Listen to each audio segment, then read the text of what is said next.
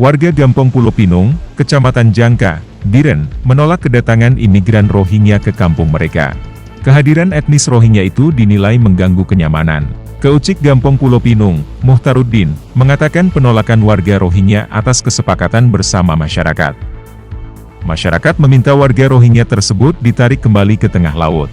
Mereka banyak membuat hal-hal yang dapat mengganggu kenyamanan masyarakat, kata Muhtaruddin saat dikonfirmasi JNN, Kamis, 16 November 2023.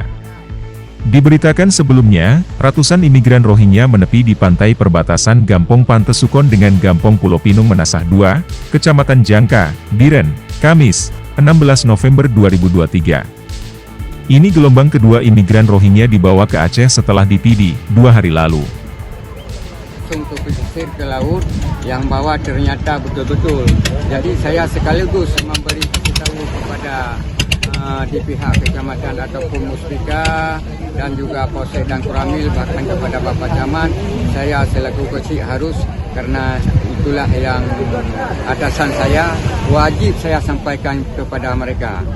Kemudian tidak gak lama kemudian sampai dia ke pesisir, berarti sama-sama kita koordinasi di sini yang bahwa kesimpulan bersama masyarakat Gampong Pulau Pinung Menasah II beserta kecil ataupun saya sendiri, kehadiran Rohingya ke pesisir ke Gampong Pulau Pinung Menasah II berdasarkan permintaan masyarakat ditolak. Itu aja, Pak.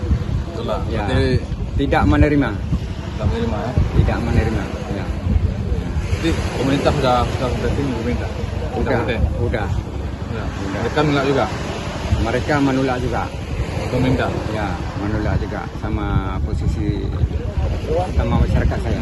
Pak Cik, alasan apa ditolak ini Rohingya? Karena gini, karena alasan Rohingya datang ke sini kemarin sudah lihat di Alubia Pasi, karena dengan posisi penerjaan awak Rohingya sampai ke sana agak merepotkan masyarakat desa. Ya, itu aja.